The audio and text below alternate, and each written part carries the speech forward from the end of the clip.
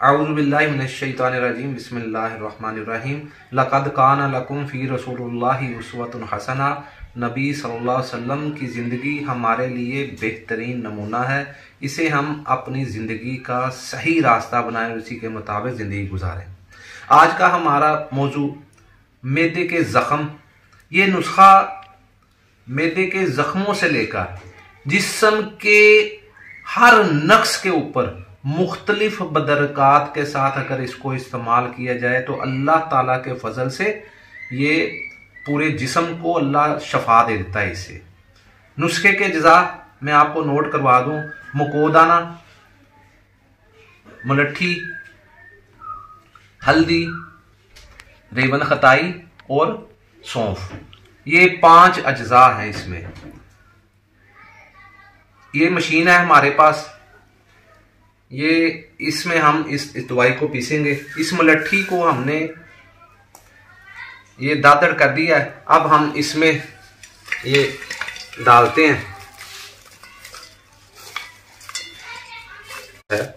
ये पीस जाएगा। इसको हम थोड़ा सा चलाते हैं।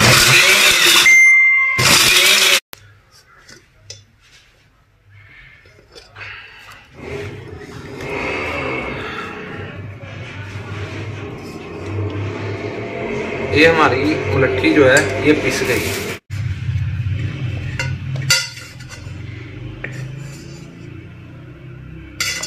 हम ये रेवंत खताई जो है इसको हम पीसते हैं।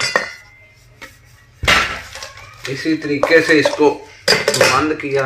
ये नुस्खा मैदे के अल्सर के लिए बहुत ज़बरदस्त चीज़ है। उसके साथ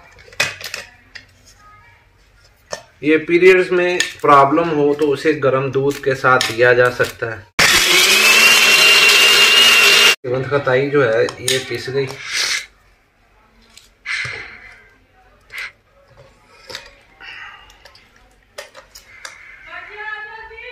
बेहतरीन सफूफ हो गया। रेवंत खताई जो है ये पिस गई है। अब हम ये सौंफ जो है ये पीसने लगे। ये सौंफ इसमें डाल दी। ये थोड़ी सी सौंफ हमारे पास ये पड़ी है। ये हमने साफ करके छान के हर चीज़ में फिर इसमें ये हमने रखी है। ये हमने सौंफ भी इसमें डाल दी। अब इसका ढक्कन, सौंफ पीस गई सारी, फर्स्ट क्लास हो। ये हम अब निकाल लेते हैं। चलो खाना अब हम पीस लेते हैं। ये हम इसे खुद हमारा मकोदाना ये पिस गया, बिल्कुल फाइन क्वालिटी। चलो ये हमारी हल्दी को हमने पहले पीस लिया था।